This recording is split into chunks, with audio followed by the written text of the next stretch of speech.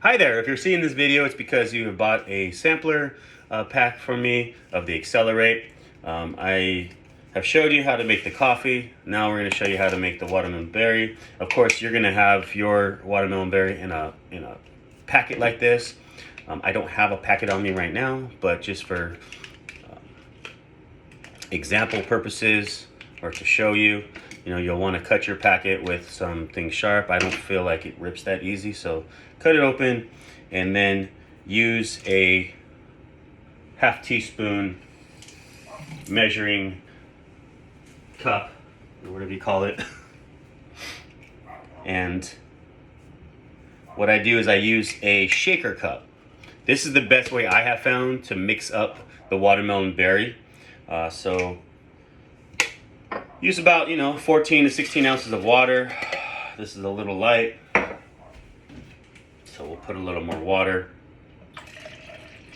It's about 15 ounces.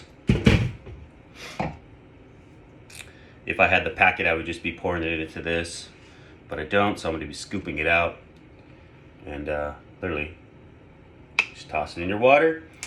I recommend having like a frother for the watermelon berry because it doesn't, if you're going to be putting it in a regular cup, use the frother if you don't have a shaker cup. If you have a shaker cup though, it blends up a lot easier by just shaking it up. So let me demonstrate that.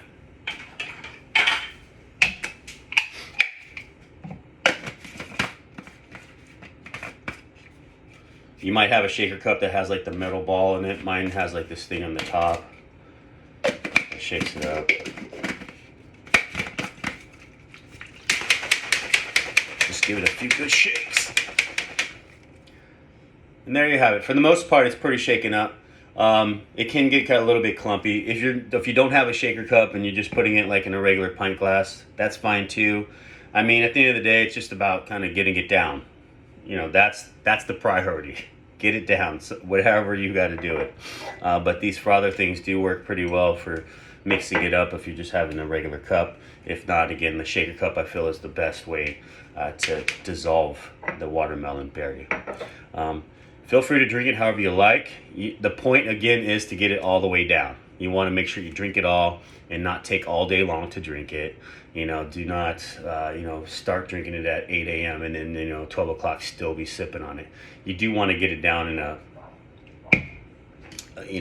I wouldn't say quick as possible. I wouldn't say chug it, but, sip it throughout while you're walking around in the morning doing your thing. Make sure you probably drink it within about 20 minutes, and you will feel the effects pretty quickly, probably within about 10 minutes. You may start to feel like more focus and some clarity and definitely some energy. And it should last, for hours, if not all day long. That has been my experience.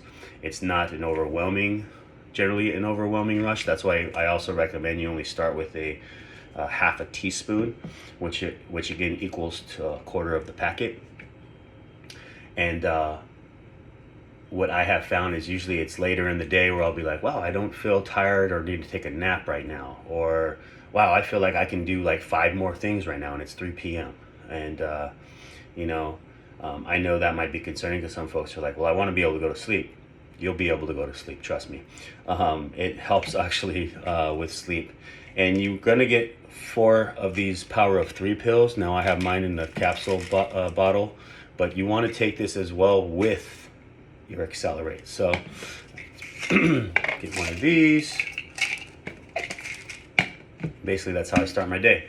Drink some of this, take my Power of 3, and I make sure to finish this within about 20 minutes and kind of go on with the day, So hopefully that is helpful on how to make your Xcelerate and how to take your Power of 3 capsule.